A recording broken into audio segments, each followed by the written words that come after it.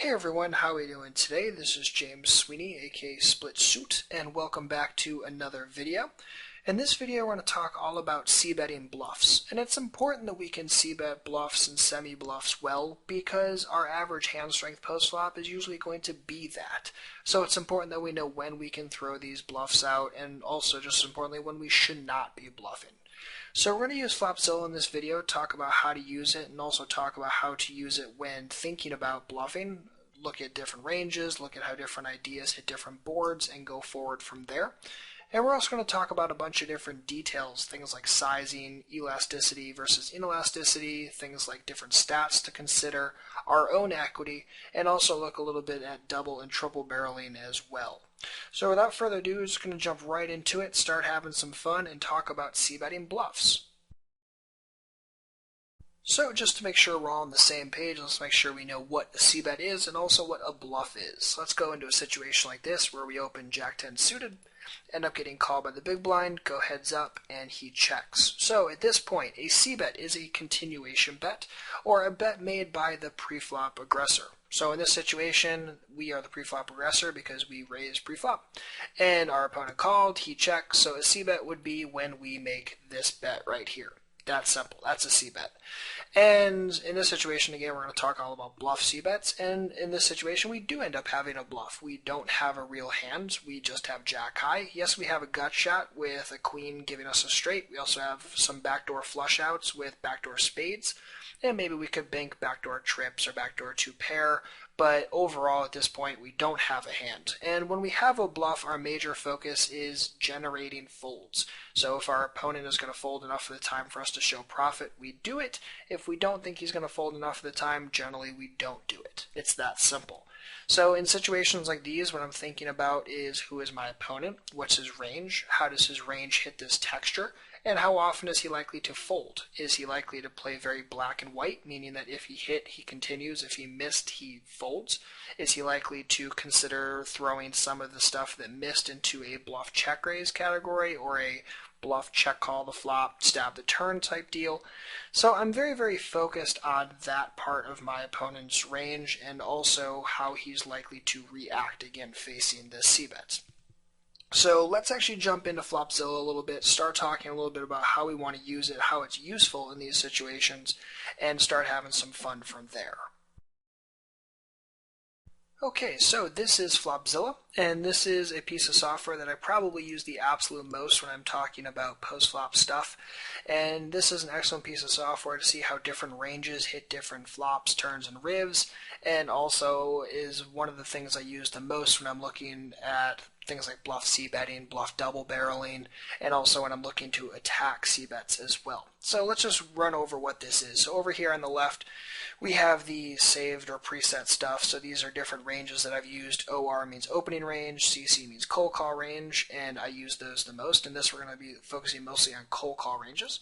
This is the range of hands that we're looking at, so we can either build it ourselves or we can simply use a preset. And over here is the flop, turn, and riv. So if you want to use something like that, and then pop turns and rivs on as well, very easy. And then over here we have our dead cards. So if, say in this particular hand, the one we were looking at, we had Jack-10 of spades, we could use that. Now in the middle, this is the most important piece of the puzzle, and this is what I use the most. So let's say we have that same flop that we had. So what was it? King of hearts, 9 of spades, 4 hearts, that sound about right, and we'll go from there. So what I like to do is I like to compare his range and how often it hits different flops, and in this particular situation, if we think that he's going to continue, what I essentially do is I break it into two different parts.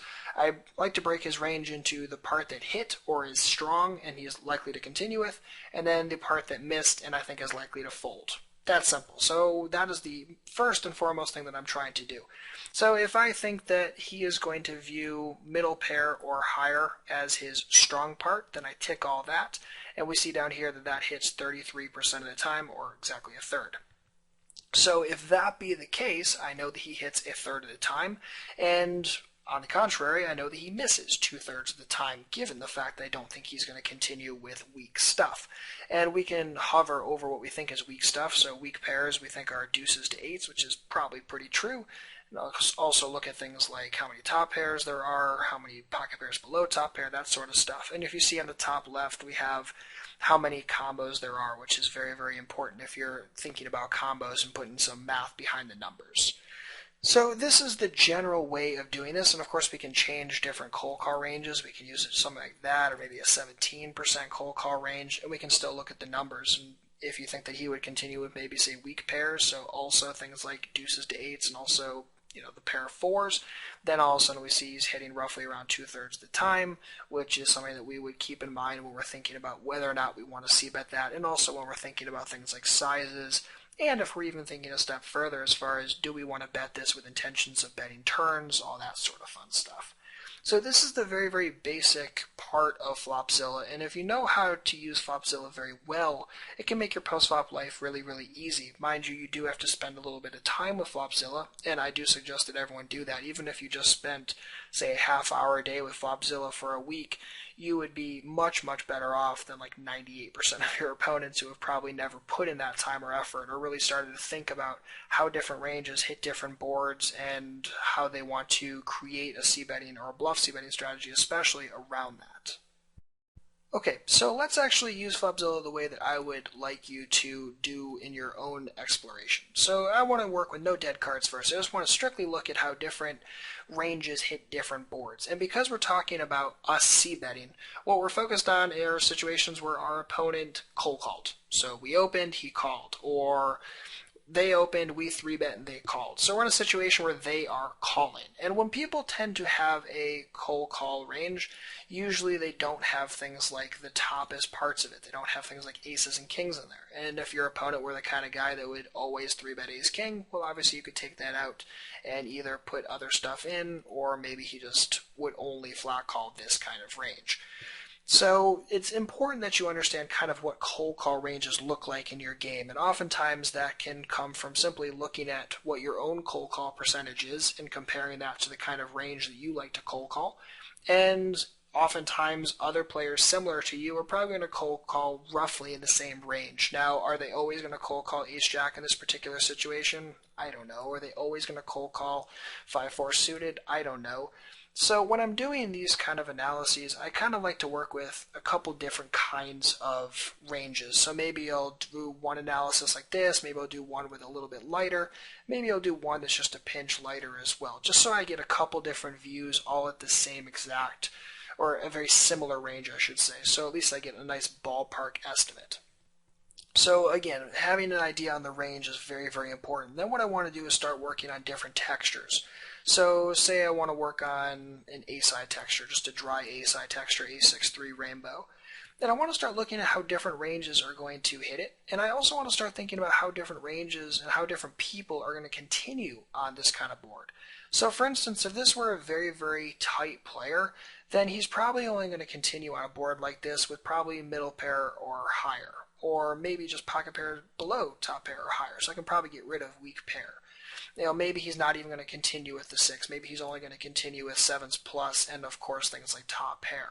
So that's very, very useful. And if I look down here, I see that happens roughly 50% of the time, which means he misses roughly 50% of the time, which means from a pure black and white standpoint, I can make a profitable c-bet, assuming that that bet is less than half pot. Very, very simple.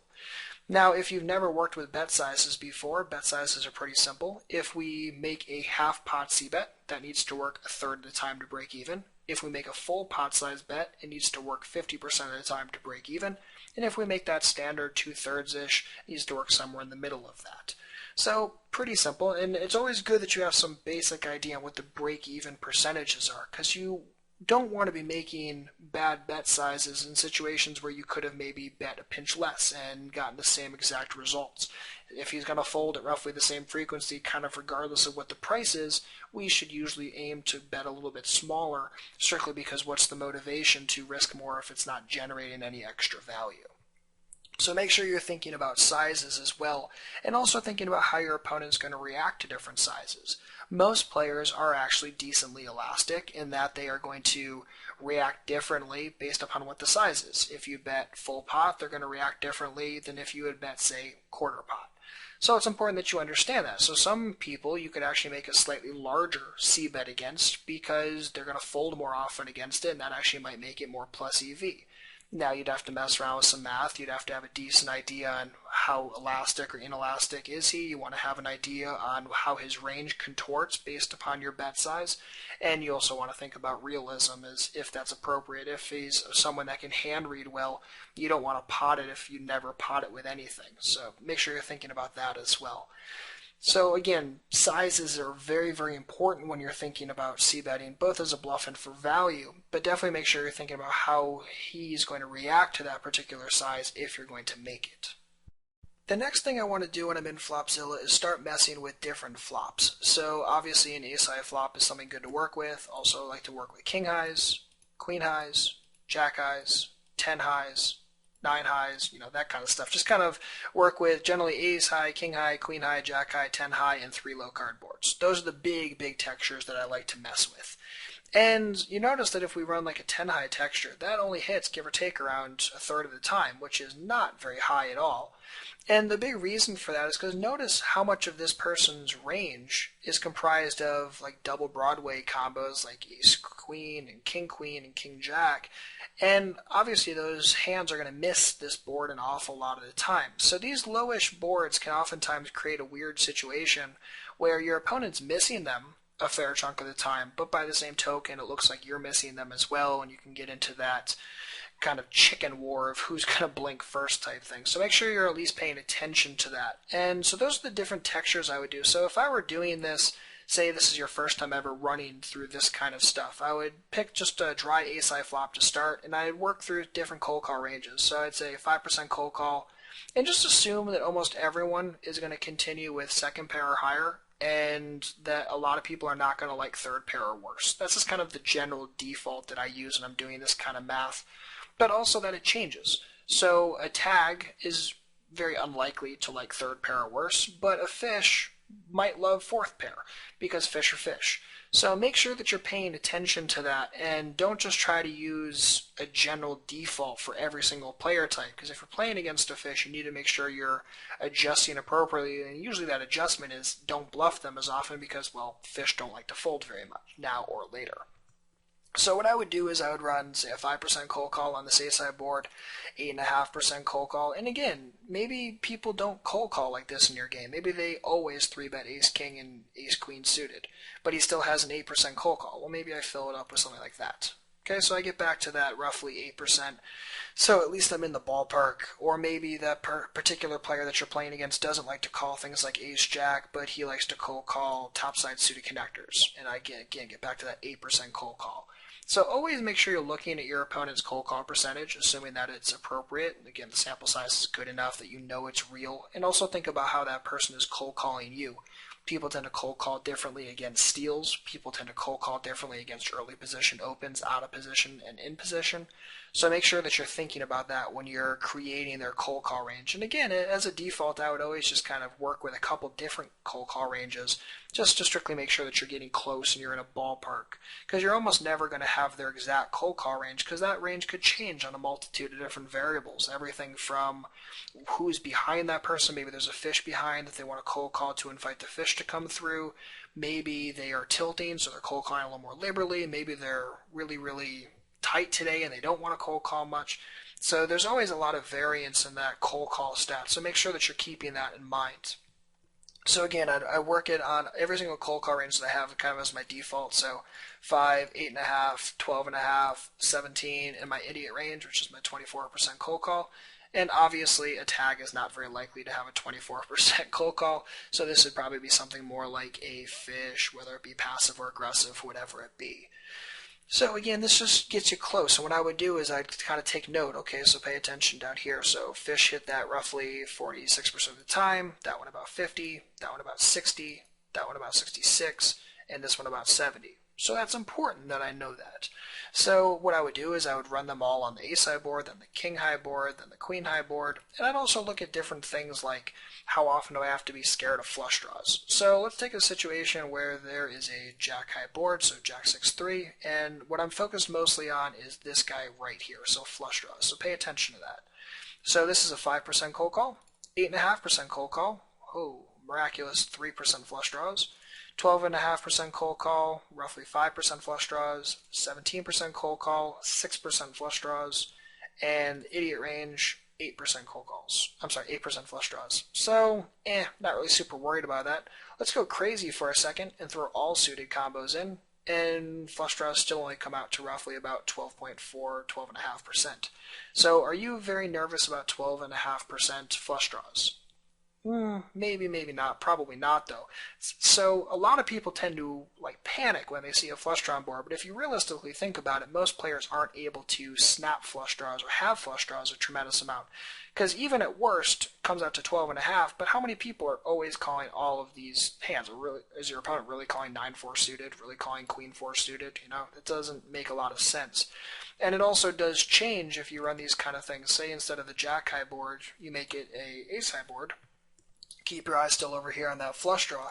So 1%, 6%, 6%, and 6%. So again, I mean, it's not something to worry a tremendous about most of the time. And the reason why we don't have to worry about it a lot is because there's an ace on board, which means that all of these combos, ace-8 suited, can't have a flush draw because that ace is already on board. So you can also think about things like textures and combos and how those tend to relate to what kind of things your opponent is likely to have and how often he's likely to have hit that particular board. And the last thing we want to think about when we're considering whether or not we want to c-bet really is the hit or miss percentage, and then also thinking about fight percentage.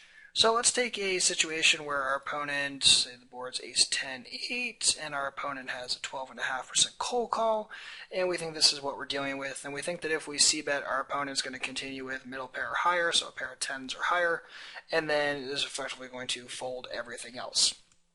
So in this particular situation, we see that our opponent is hitting 49% of the time, so we know that if we made a half pot or a 2/3 c-bet, those are definitely going to be profitable outright EV bets. So that's obviously excellent, no complaints about that.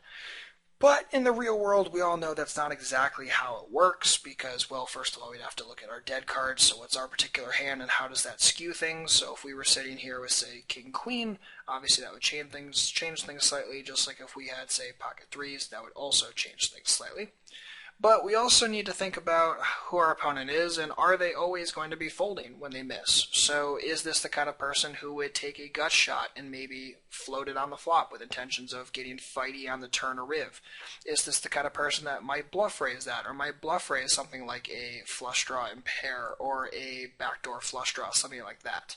So these are the things I need to be thinking about, is not only how often are they hitting versus missing in the black and white sense, but also how often are they going to fight, because that can definitely change if I want to be making a c-bet or not making a bluff c-bet. So what I always do is start thinking about who's more likely to fight versus other players, and obviously the tighter a player is, the more straightforward a player is, the less likely that person is to fight. That person's probably going to play more straightforward, not going to be doing a lot of bluff floating, not going to be doing a lot of bluff raising, and those are the kind of players that, assuming that they miss enough of the time, I'm just going to be attacking pretty relentlessly with my c-bet. And I can check various things like their cold call percentage, their fold versus c-bet percentage, and look at basic things like that.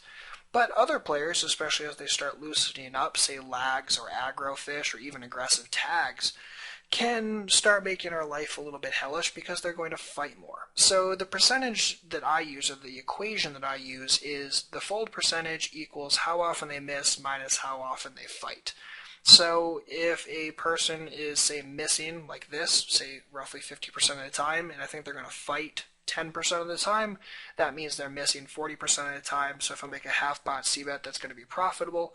If I make a 2/3 pot size c-bet, it is not going to be outright profitable. So that's really the way that I use that. And I think about that fight percentage and how it changes, and it's going to be usually more aggressive at 6 max versus full ring, and usually it's going to be more aggressive as you get higher and higher and your opponents are better at fighting. But you can definitely just look at basic things like, again, their fold versus c-bet percentage. If it's really high, chances are that person's going to be pretty fit or fold. If that fold versus c-bet percentage is really low, chances are that person is fighting more often, either by floating or by calling, say, weak pairs as well, things like that. So definitely make sure you're paying attention to that, and that should help you a tremendous amount when thinking about should I c-bet this or not.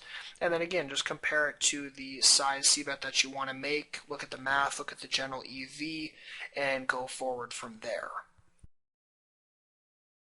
So that's the general part of bluff c-betting. Again, kind of looking at Flopzilla, how often did your opponent hit versus miss the board, thinking about how often he's going to fight, either by floating or by getting kind of aggressive and going for bluff raises, that sort of stuff. And again, my major focus is always going to be on outright profitability, because I want folds now. I don't want to have to do a lot of messing around and go for like doubles and triple barrels as a bluff very often. I don't want to have to do a lot of c-bet the flop, bluff check raise the turn, because when I'm doing that, I'm exposing a lot of money, and usually I don't have a tremendous idea on how profitable it's going to be. So I'm kind of risking a lot of money with not much of an idea on if it's even going to be profitable in the first place. Which is why, as a default, I always suggest just being tighter. Once you have information, once you know how an opponent's going to react, once you know that you can make good dubs and trips, then by all means do it. But if you don't know, as a default, be tighter, and also make sure you're not throwing out, aggressive bluff dubs and trips against fish and stuff, because fish just don't fold enough, and even against unknowns I wouldn't really do much, if any of it. Just stay tighter, stay out of people's ways, and really don't get involved in the pissing match, because it's not where your edge is generated. Your edge is generated from value betting really well, taking good pot shot bluffs, and not exposing and losing minimax, essentially, because that's something that you definitely don't want to be doing any of in poker. But because everyone wants to talk about bluff dubs and trips, I wouldn't feel very comfortable if I didn't at least talk about it in this video. So let's take a situation where we open ace-king from EP, get called by the butt, go heads up, and end up bricking this flop miserably. So at this point, we're somewhere between a bluff and a semi-bluff as far as our hand classification is concerned, and we're deciding what we want to do. So let's take the assumption that the button is not someone who is going to be folding a lot of the time right now. He's going to be peeling things like 3s, 5s, 7s, 8s. He's going to be floating sometimes with things like ace, queen, king, jack, that sort of stuff. So we're in a situation where maybe he folds sometimes, but the large majority of the time he's going to be calling. And it's also important to remember that people tend to fight more in position versus out of position, especially competent players. So make sure you're looking for that when you're thinking about whether or not you even want to bluff c-bet in the first place. But back to this situation, we think that he's going to be calling this flop a lot. Well, obviously in that situation, it's not going to be an outright profitable c-bet. But if we think that he's going to call too much now and say play really fit or fold on turns and ribs, fold things that are third pair or worse and fold things that are ace and king high type stuff, then this could be a situation where I would consider going for a single barrel with intentions of throwing out the double barrel on a lot of turn cards. Now, does this mean that I'm going to dub every single turn card? No, not necessarily. But I definitely am thinking about that from the flop as far as which turn cards am I going to be able to bet? Am I going to be able to bet a lot or a few given the way the texture is going to roll out? And really thinking about, is this going to be good in the first place? Again, as a default, I'm not going to be doing a lot of bluff double barrel or triple barreling. But if I think that it's excellent because this particular player calls too much now but folds too much later, then I'm in a situation where I could definitely go for something like a double barrel. But when I go for a double barrel or a triple barrel, usually I'm planning on it. Usually I have that thought process well in advance. I'm saying, okay, I think this is going to be a good enough situation to go for a bluff dub or bluff trip. I don't just bet the flop and then willy-nilly on the turn. I'm like, oh, well, this could be a fun spot to go for a dub. It's definitely thinking about ranges. It's thinking about your opponent's propensities and mistake propensities, what he's likely to do. And I can look at things like various stats. If someone has a low fold versus flop c-bet but a high fold versus turn c-bet, that's someone I'm probably going to be dubbing a lot of the time. but I also want to think about how is he going to react on this particular texture, how is he going to react against me, how is he going to react against the different sizes, how is he going to react on various turn cards, and then create a line from that. So don't just ever dub for the sake of dubbing or trip for the sake of tripping. Make sure you look at the whole situation, think about ranges, and then create a line based upon everything. So that's going to wrap it up for this video. Again, we talked all about c-betting bluffs, and we even talked a little bit about double barreling bluffs. And we focused primarily on using Flopzilla, how to use it, talked about different ranges, how to create them, also talked about how different ranges flop different textures. And just kind of consider that your homework. Go through Flopzilla and work with a bunch of different ranges, work with them on a bunch of different textures, take notes on how they tend to hit different boards, and are people that are cold calling this particular range going to continue with third pair or worse, or are they only going to continue with top pair or better, that sort of stuff. And you can use the same stuff when you're talking about 3-bet pots, when you're talking about bluff c-betting and all that sort of fun stuff. So there's a lot that you can do with Flopzilla. You just have to spend some time with it, get used to it, and eventually just put in your time and effort. So hopefully this answers a lot of your questions on bluff c-betting. Again, talked about things like elasticity, things like different stats to look at, equity, and things like our opponent and how they're likely to react to different sizes. And also talked a little bit about how black and white someone's going to continue, and talking about fight percentage as well. So hopefully this gets you thinking, hopefully this gets you on the right track, hopefully this gets you feeling more comfortable when you're throwing out your bluff c-bets, and you're doing so with more reason now. So same as always, if you have any questions, please don't hesitate to let me know. Otherwise, good luck out there, happy grinding, and good luck with your bluff c-bets.